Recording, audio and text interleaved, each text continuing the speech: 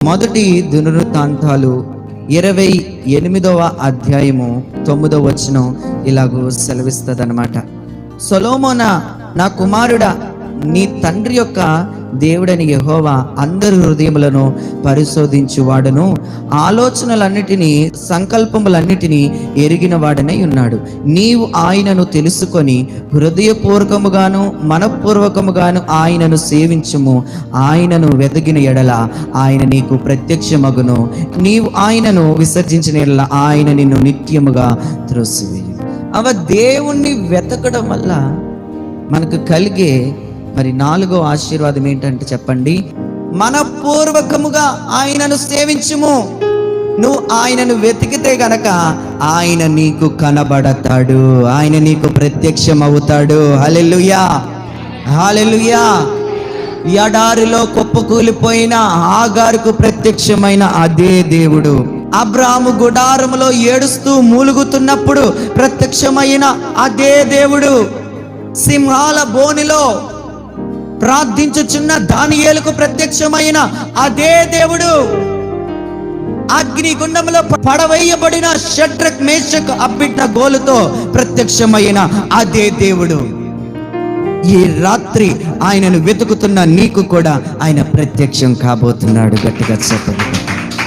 ఈ రోజు ఆయనను జాగ్రత్తగా వెతుకుతున్నారా?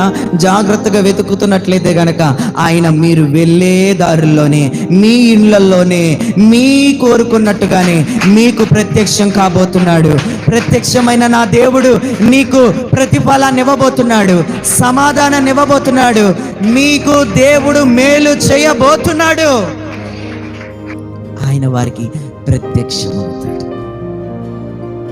ఈరోజు ఆయనను ఎందుకు చూడలేకపోతున్నారు ప్రజలు అని అంటే, ఆయనను వెతకడం లేదు కాబట్టి. అవునా కదా చెప్పండి. నాకు జాబ్ కావాలి అని ఇంట్లో కూర్చుంటే జాబ్ వస్తుందా? చెప్పండి. వెతికితే జాబ్ వస్తుంది. నీవు కావాల్సింది నువ్వు పొందుకోవాలి అని అంటే నువ్వు దానిని వెతకాలి. కానీ గుర్తుపెట్టుకోండి, ఈ వెతికే ప్రాసెస్లోని అది దేవుని చిత్తమో కాదో తెలుసుకొనే వెతకాలి. హల్లెలూయా.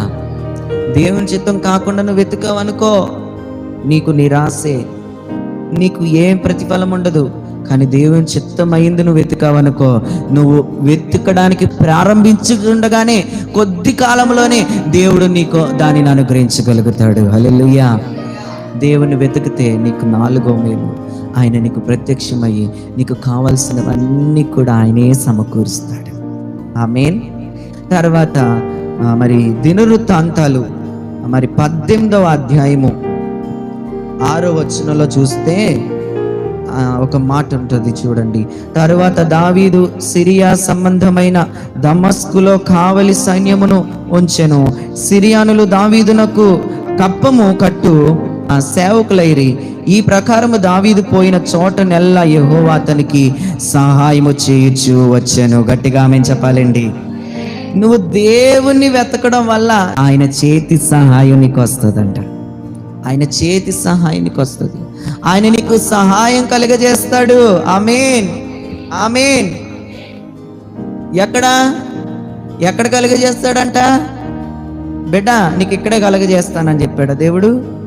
బిడ్డ నీవు ఇక్కడ ఆశీర్వదించబడతావు, ఇంకెక్కడ ఆశీర్వాదకరంగా ఉండవు అన్నాడా? ఈ ప్రజల మధ్య ఆశీర్వదించబడతావు అన్నాడా? కాదు. దేవుడు ఏమన్నాడు తెలుసా? దావీదు పోవు చోట్లెల్లా దేవుడు దావీదుకు సహాయం చేశాడంట. ఈ రోజు ఆయనను వెతుకుతున్న మనకి కూడా, మనం అడుగుపెట్టు ప్రతి స్థలంలో కూడా మనకి దేవుడు సహాయాన్ని కలగ చేయబోతున్నాడు. హల్లెలూయా. మనం అడుగు పెట్టే ప్రతి స్థలములో మనకు ఆయన సహాయము దొరుకుతుంది. ఎందుకంటే మనము నిజముగా ఆయనను వెతుకుతున్నాం. ఎలా వెతుకుతున్నాం చెప్పండి? నిజముగా ఆయనను వెతుకుతున్నాం. అలా నిజముగా ఆయనను వెతికే వారికి ఏ మేలు కొదువై ఉండదు, అన్ని సమకూర్చబడతాయి. ఆమేన్. దేవుని వలన సహాయం వస్తుంది. గుర్తుపెట్టుకోండి. దేవుని వలన నీకు సహాయం కావాలి అని అంటే నువ్వు దేవుని వెతకడమే. ఏం చెప్పండి? దేవుణ్ణి వెతకడమే. అందుకోసమే మనుషుల సహాయం మీకొద్దు, రాజుల సహాయం మీకొద్దు. మరి ఎవరి సహాయం కావాలి? యెహోవా సహాయమే నువ్వు కలిగి ఉండుట అది ఉత్తమము, ఆశీర్వాదము, శాశ్వతము. హల్లెలూయా.